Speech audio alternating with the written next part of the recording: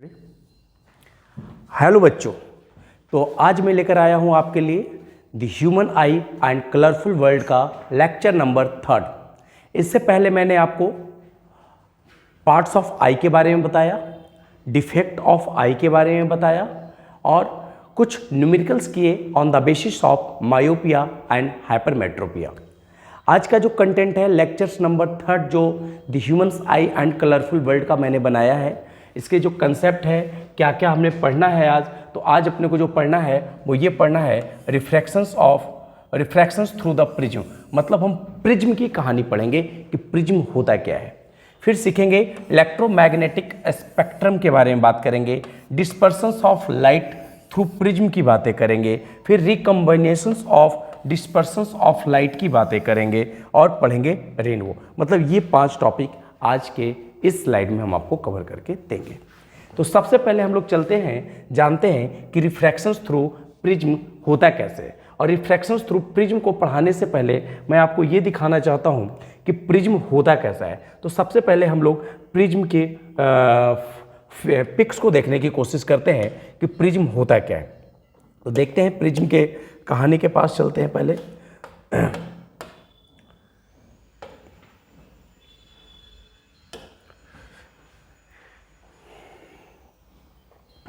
देखिए, ये प्रिज्म की कहानी है अपने पास। चलिए इसको ले लेते हैं यहां से।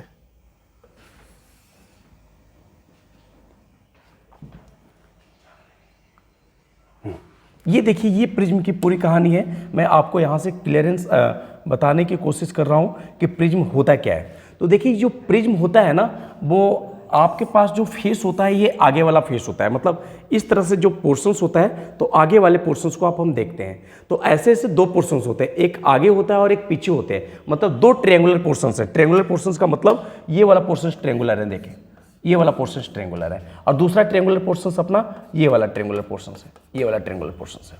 इसमें क्या होते हैं कि 3 रेक्टेंगुलर फेस होते हैं।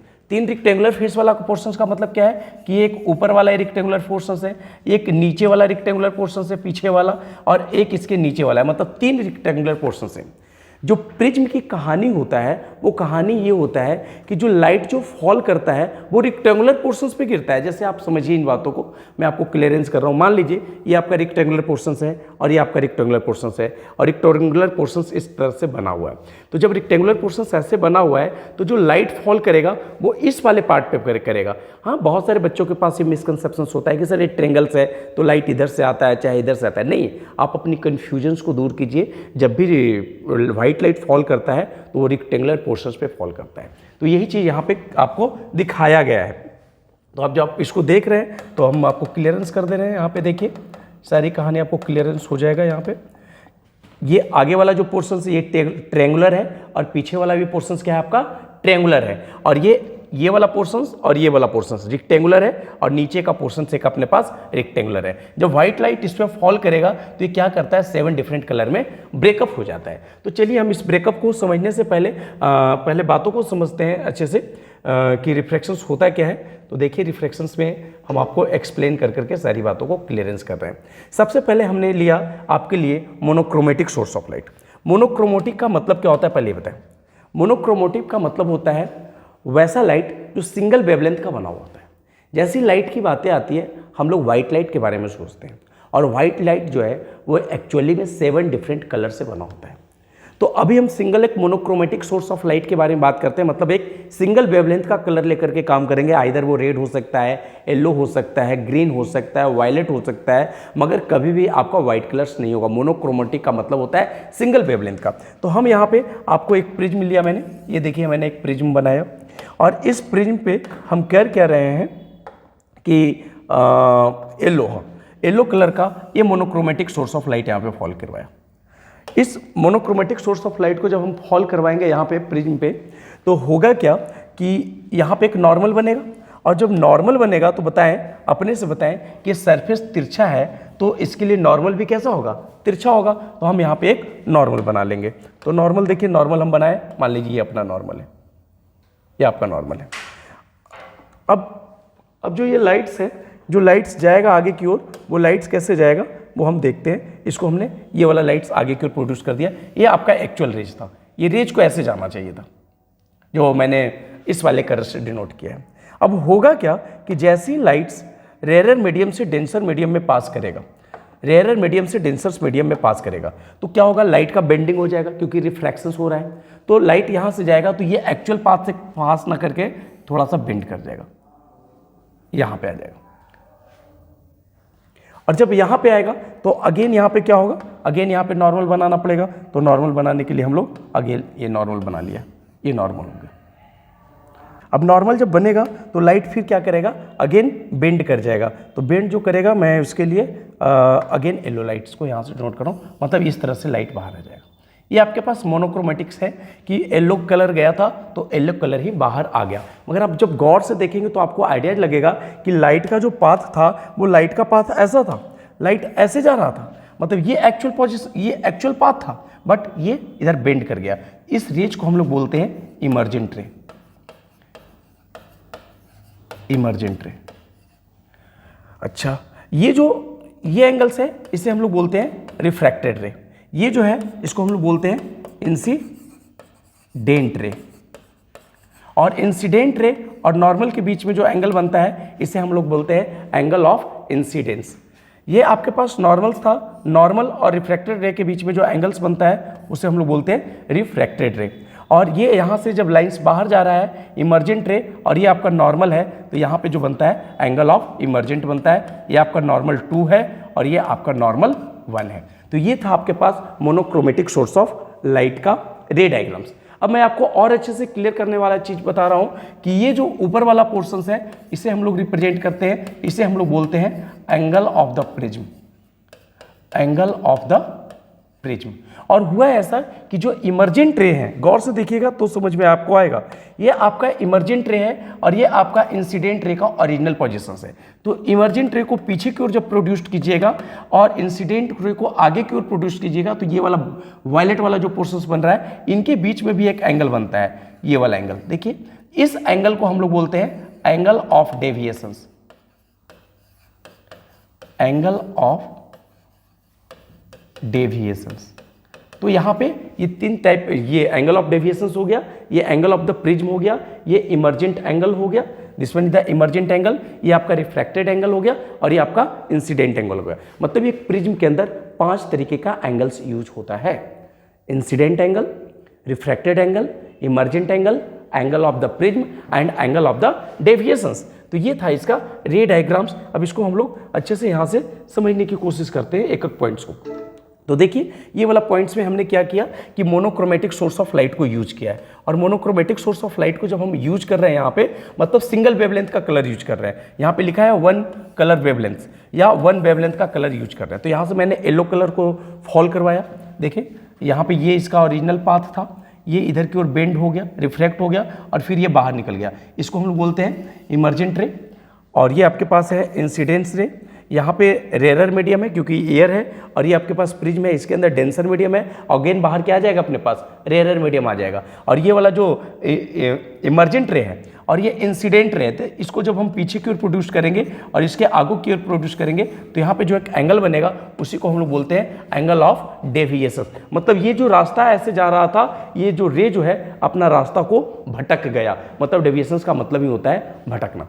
अब एंगल ऑफ डेविएशंस को यदि आपको डिफाइन करना होगा तो एंगल ऑफ डेविएशंस को डिफाइन कैसे करेंगे, इनके बारे में भी हम समझ लेते हैं कि एंगल ऑफ डेविएशंस को डिफाइन कैसे करते हैं। तो इन चीज़ों को पहले आप नोट कर लें कि जो जो एब्रिविएशंस हमने यूज किया है, इसमें यूज किया है एंगल ऑफ इंसिडेंस, फिर angle of refractions, angle of emergence, angle of the prism, angle of deviations, normal 1 and normal 2, emergent ray, refracted ray and incident ray. ये आपके पास 9 पॉइंट्स प्रिज्म के अंदर आपको जानना था। अब देखिए, एंगल ऑफ डेविएशंस को यदि आपको डिफाइन करना होगा, मैं यहाँ पे लिख रहा हूँ angle of deviations.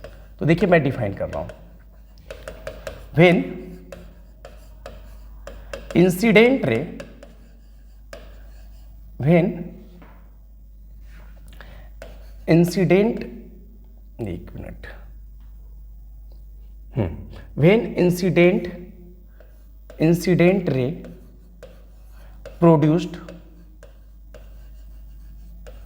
produced forward and emergent ray produced backward,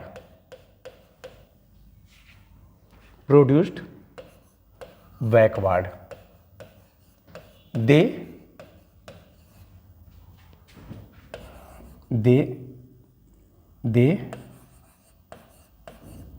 meet at a point. They meet at a point and angle formed at that point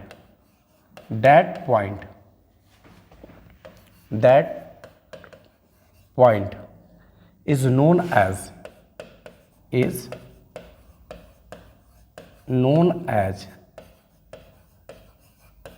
angle of deviations. तो आपको ये बातें बिल्कुल समझ में आ गया होगा। डेविएशन TION होगा, डेविएशन मतलब कहने का अर्थ है कि जब इंसिडेंस रे को आप आगे की ओर प्रोड्यूस करते हैं प्रिज्म से और इमर्जेंट रे को पीछे से बैकवर्ड प्रोड्यूस करते हैं तो किसी एक पॉइंट पे आकर के मिल जाएगा और जिस पॉइंट पे आकर के मिलेगा उसी को हम लोग बोलते हैं एंगल ऑफ डेविएशंस। तो ये था आपके पास मोनोक्रोमेटिक सोर्स ऑफ लाइट्स का कहानी। मगर एक्चुअली में होता क्या है कि जब सन से जब रेज आता है तो मोनोक्रोमेटिक सोर्स ऑफ लाइट नहीं आता है, क्योंकि व्हाइट लाइट जो है ना वो डिफरेंट कलर से बना होता है। तो वहाँ से सात रेज आते हैं, वहाँ पे 7 कलर्स आते हैं। तो एक्चुअली उस कलर को जानने से पहले हम लोग ये समझते हैं कि हमारी जो आँखें हैं, जैसे आपने बचपन में पढ़ा होगा कि सूर्य भगवान का कलर को रंगना होगा तो आप क्या करते हो, पीला कलर से रंग देते हो। क्या सूर्य का कलर पीला होता है? हाँ, ऐसा नहीं होता है कि सूर्य का कलर पीला होता है चाहे लाल होता है। अब यदि आपको सूर्य देखना ही है तो आप समझिए कि आप मून पे चले जाइए और मून से जब सूर्य को देखिएगा ना तो आपको सन जो है ना वाइट नजर आएगा, क्योंकि वहाँ पे एटमॉस्फेयर नहीं है। तो ये सब कहानी जो चल रहा है अपने पास एटमॉस्फेरिक रिफ्रैक्शंस के कारण हो रहा है। तो सबसे पहले हम लोग ये समझते हैं कि हमारी जो आंखों का जो एक्टिव सेल है, आपकी आंखों पे रेटिना में मैंने बताया था कि रॉड्स और कौन एक्टिव सेल्स है, जब इस पर रेज फॉल करते हैं तो ये क्या हो जाता है, एक्टिव हो जाता है। तो जो रेज जो होते हैं, बहुत सारे रेज होते हैं, क्या सारे रेज को हमारी आंखें जो है देख पाती है? नहीं, सारे रेज को हमारी आंखें नहीं देख पाती है, क्योंकि सारे रेज जब हमारे आंखों पे फॉल करेंगे तो हमारा कौन सेल जो है वो एक्टिव नहीं होगा, और जब एक्टिव नहीं होगा तो हम डिफरेंट कलर को नहीं देख सकते हैं। तो देखिए यहाँ पे कुछ चीज़ें दिखाया आपको कि गामा रे जो है, जिनका वेवलेंथ जो है 10⁻⁻11 है, एक्स रेज है, अल्ट्रावायलेट रेज है, ये विजिबल्स रेज है, इसका रेडिएशंस मुझे दिखाई पड़ता है। इनका जो वेवलेंथ है हमारे आंखों पे फॉल करता है, जिसके कारण हमारा कॉन सेल जो है एक्टिव हो जाता है और हम लोग डिफरेंट कलर को देख पाते हैं। इंफ्रारेड्स है, इसको भी हम लोग नहीं देख पाते। माइक्रोवेव्स है, इनको भी नहीं देख सकते। रेडियो वेव्स है, इनको भी नहीं देख सकते। जब आप गामा रेज से रेडियो वेव की ओर मूव करेंगे तो आप देखेंगे क्या कि मैंने यहाँ पे जो डाटा दिया है, इन सब का जो वेवलेंथ है वो इंक्रीज कर रहा है, वेवलेंथ इंक्रीज कर रहा है।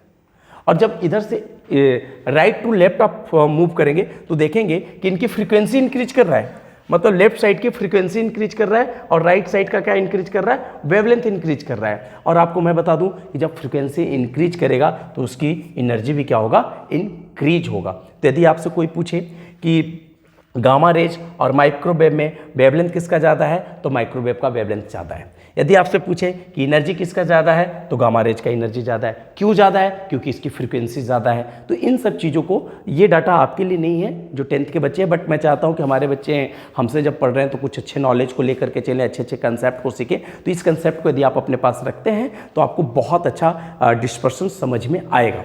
तो चलते हैं आगे नेक्स्ट स्लाइड में। देखिए, अब ये जो विजुअल्स रेज है, जिसको हमने व्हाइट लाइट बोला है, वो 7 डिफरेंट कलर से मिलकर के बना है। मैं एक आपको ना वीडियो दिखाता हूँ यहाँ से कि न्यूटन्स नाम का जो साइंटिस्ट था, उसने क्या किया था कि एक डिस्क लिया था और डिस्क पे क्या किया था, उसने 7 सेक्टर बना दिए थे। क्योंकि एक सर्कुलर पोर्शन है। मान लीजिए कि 360 डिग्री का एंगल्स एक राउंड में बनता है, तो एक सेक्टर को वो 52 या 53 डिग्री के बेस पे वो रख दिया, और रखने के बाद जब उसको डिफरेंट सातों कलर से उसको क्या किया, पेंटेड कर दिया, कलर्ड कर दिया। और जब उसको राउंड अप किया गया, जब गोल घुमाया गया, तो देखा क्या गया कि जो 7 डिफरेंट कलर है वो मिक्स कर करके व्हाइट कलर बन रहा है। तभी लोगों को ये समझ में आया कि यस, जो ये व्हाइट कलर है वो 7 डिफरेंट कलर से मिलकर के बना होता है। देखते हैं उस एक्सपेरिमेंट को हम यहाँ से दिखाने की कोशिश करते हैं। एक्सपेरिमेंट को यहाँ से हम दिखा रहे हैं। हाँ, देखिए यहाँ पे एक न्यूटन डिस्क लिया गया है और 7 डिफरेंट कलर्स उस पर सेक्टर बनाकर डाल दिया गया। अब हमने यहाँ से इलेक्ट्रिसिटी सप्लाई किया और देखिए गोल गोल घूमने लगा। देखिए इसका कलर कैसा हो रहा है, देखिएगा अभी फिर मैं विजुअलाइज करवा रहा हूँ आपको। देखिएगा, देखिए देखिए घूमेगा, मूव करेगा। देखिए इसका कलर जो हो गया बिल्कुल वाइटिश कलर हो गया। तो इससे, इस एक्सपेरिमेंट से हमें ये पता लगता है, न्यूटन्स ने हमें इसके बारे में बताया था कि जब आप 7 डिफरेंट कलर को वो करेंगे, राउंड अप करेंगे स्पीडली, तो वो जो है वो वाइट कलर्स में कन्वर्ट हो जाएगा। देखिए फिर से एक्सपेरिमेंट को देखिए ये वाइटिश हो गया। तो इस चीज़ से हमें ये पता लगता है कि जो वाइट कलर है ना, वो 7 डिफरेंट कलर से मिलकर के बना हुआ है। ठीक है, चीज़ को हमने यहाँ पे जब दिखाया आपको, तो आपको ये पता लगा कि व्हाइट जो कलर है वो मिक्सचर ऑफ 7 डिफरेंट कलर है, जिसको हम लोग बोलते हैं विबग्योर। वी से आपको पता होगा वायलेट होता है, आई से इंडिगो, बी से ब्लू, जी से ग्रीन, वाई से येलो, ओ से ऑरेंज एंड आर से रेड। और ये न्यूटन डिस्क एक्सपेरिमेंट था, आप यूट्यूब पे जाएंगे, मैंने ऐसे दिखा दिया आपको कि कैसे वो राउंड अप्स होते हैं।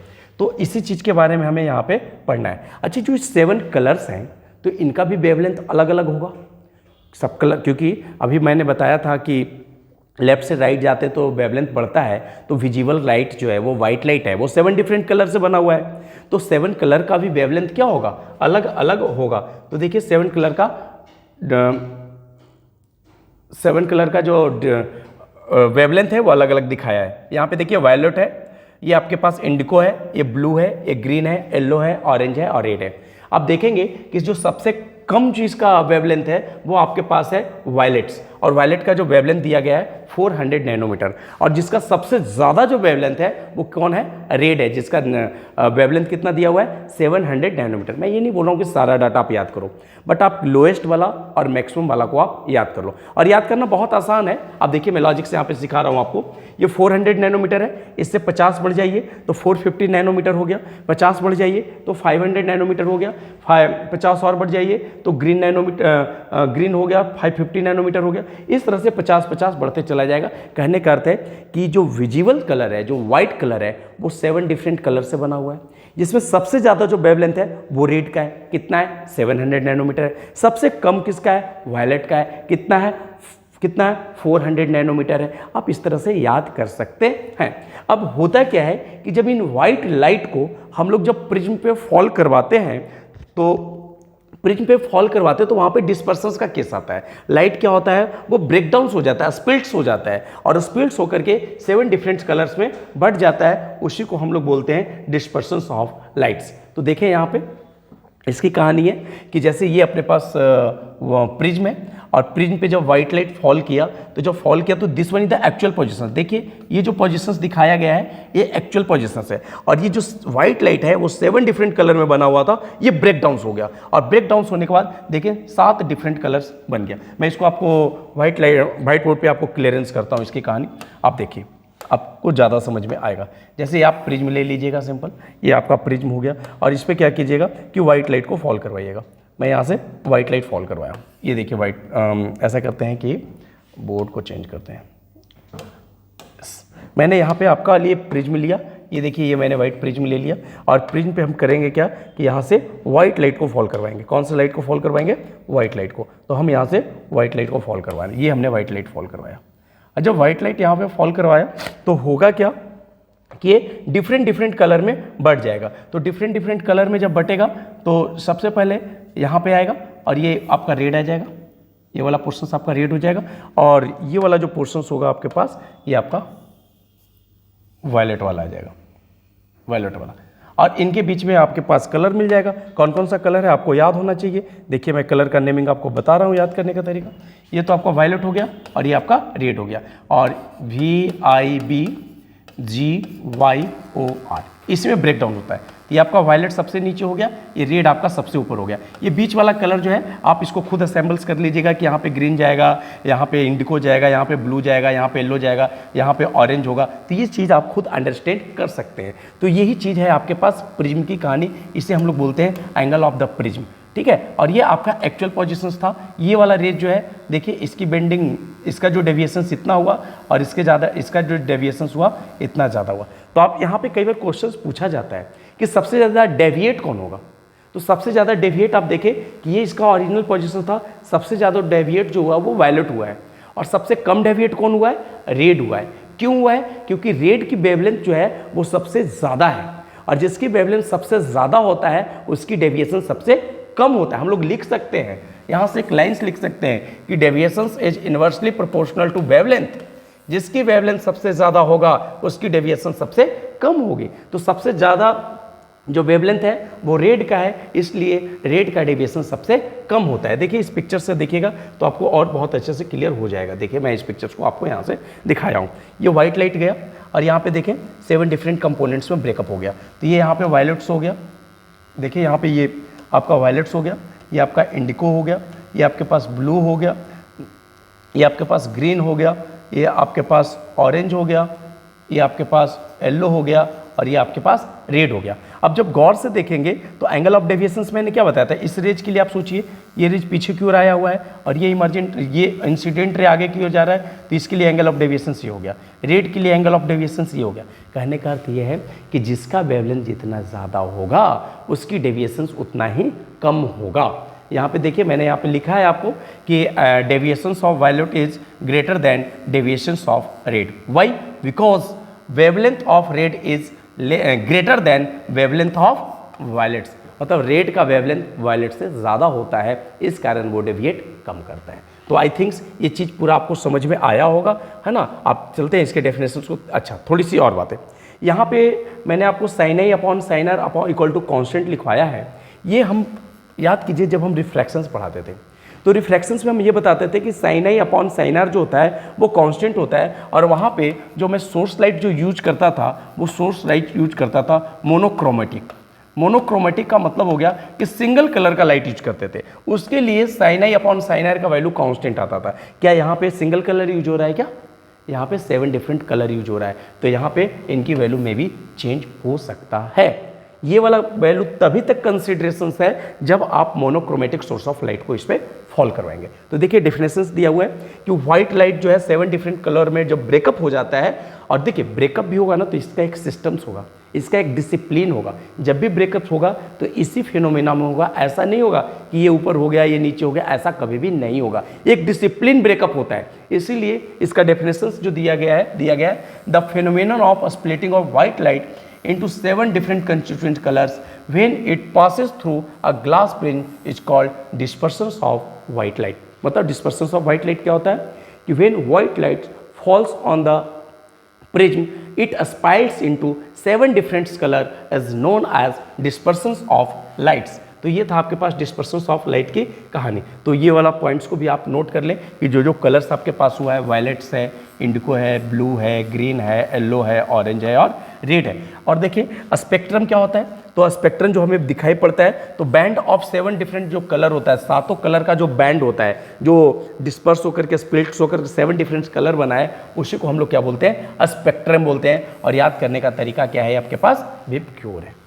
छोटा सा एक डाटा और मैं आपको दे देता हूँ, जो हमने आपको ये वाला डाटा जब करवाया था आपको गामा रेज, एक्सरे, तो इनका आप नोट्स यूज करना चाहते हैं तो आप इसका नोट्स यूज कर लेंगे कि रेडियो वेव क्या होता है, इंफ्रारेड क्या होता है, विजिबल क्या होता है, अल्ट्रावायलेट क्या होता है, एक्सरेज क्या होता है, गामा रेज क्या होता है। जो एनटीएससी वाले बच्चे होते हैं ना उनके लिए इंपॉर्टेंस है। तो देखिए रेडियो वेव क्या होता है, रेडियो वेव्स जो इमिट करता है स्टार और गैसेस से कारण होता है, जो स्पेस में स्टार और गैसेस अवेलेबल्स हैं वो वहाँ से रेडिएट करते हैं, तो वो रेडियो वेव करते हैं। माइक्रोवेव्स का यूज कहाँ पे होता है, point two point communications link के लिए होता है। घर में खाना वाना जब हम लोग बनाते हैं तो ओवन जो होता है जहाँ से हीट जनरेट होता है वहाँ पे आपका माइक्रोवेव यूज होता है। इंफ्रारेड रिमोट सेंसिंग में जो हम लोग रिमोट जो यूज करते हैं शॉर्ट कम्युनिकेशंस के लिए, ज़्यादा दूर के लिए नहीं, छोटा डिस्टेंस के लिए हम लोग इंफ्रारेड रेडिएशंस का यूज करते हैं। विजिबल्स इसी चीज़ को हम लोग देखते हैं जिसकी वेवलेंथ जो होता है वो कितना होता है, 4 नैनोमीटर से 700 नैनोमीटर तक होता है। ये आपके पास विबग्योर वाला केस आ जाएगा। अल्ट्रावायलेट्स का यूज जो होता है वो कहाँ, सन से निकलता है और वो अपने स्किन लोग बोलता है ना कि सन का रेडिएशन से आपके स्किन पर डायरेक्ट आएगा तो स्किन कैंसर हुआ, स्किन जल जाएंगे, स्किन खराब हो जाएंगे, है ना। तो क्योंकि वहाँ से सन से अल्ट्रावायलेट रेडिएशंस निकलता है।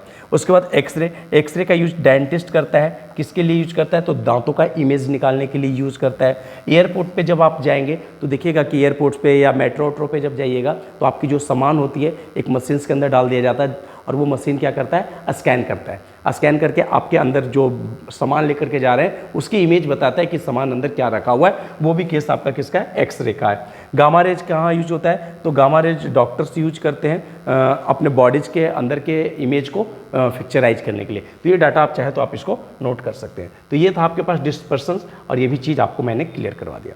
अब अगला आता है रिकम्बिनेशंस ऑफ डिस्पर्स लाइट्स। अब हुआ क्या कि यहाँ से जब व्हाइट लाइट फॉल किया, ध्यान से देखिए, व्हाइट लाइट जब फॉल किया तो ये 7 डिफरेंट कलर में ब्रेकडाउन हो गया।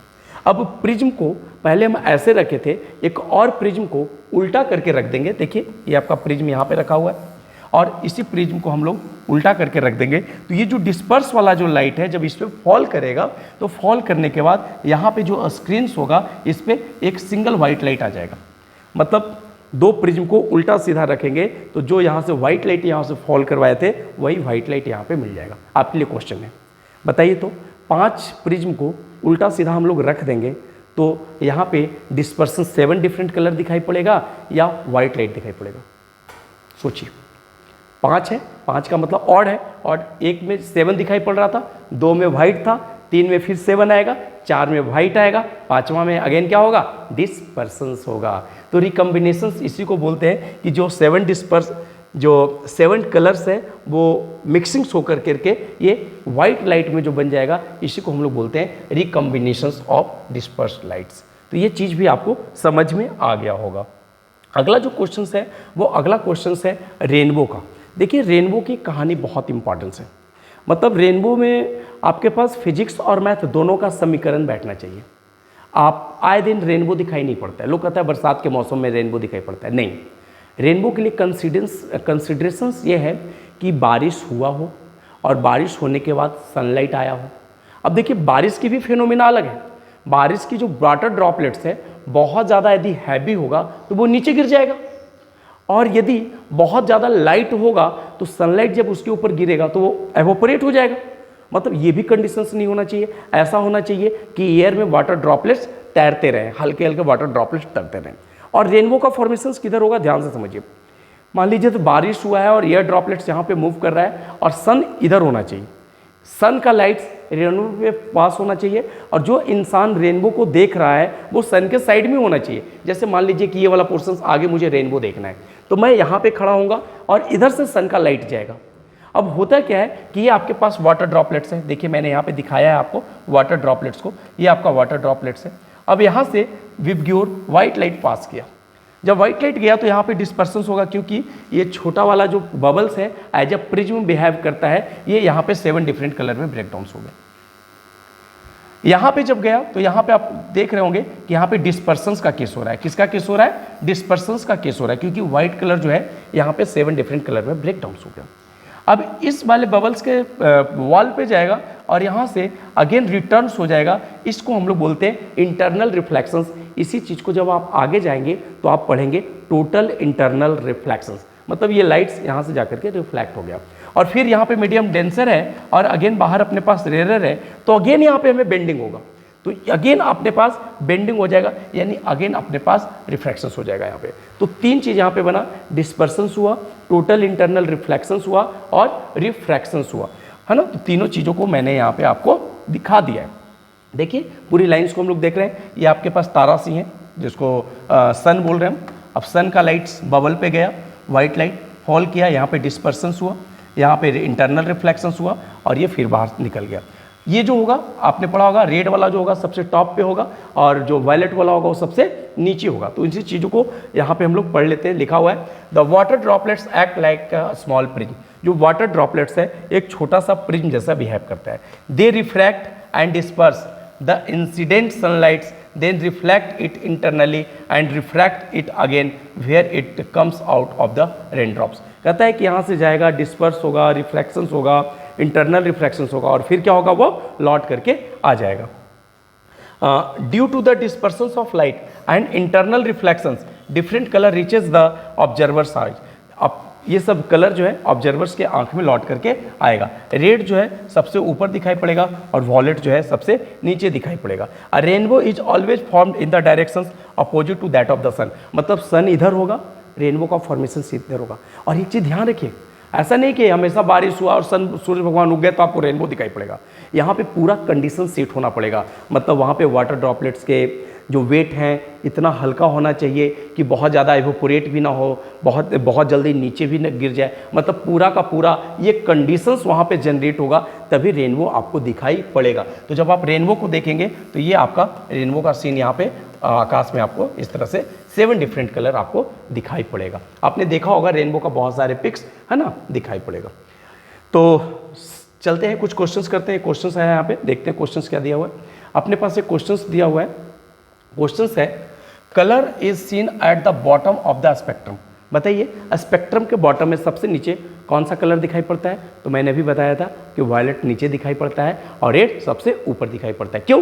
क्योंकि रेड की डेविएशन कम होता है और वायलेट का ज़्यादा होता है। तो what is the right answer? Answer is violets. तो ये था आपके पास पूरा जो मैंने बताया डिस्पर्सन्स का केस, है ना। डिस्पर्सन्स मैंने पूरा आपको पढ़ाया, रिकम्बिनेशंस पढ़ाया, मोनोक्रोमेटिक सोर्स ऑफ लाइट क्या होता है ये बताया मैंने, फिर मैंने बताया कि रेनबो का फॉर्मेशंस कैसे होता है ये सिखाया। तो आज का क्लास आपको समझ में आया होगा। तब तक के लिए थैंक यू।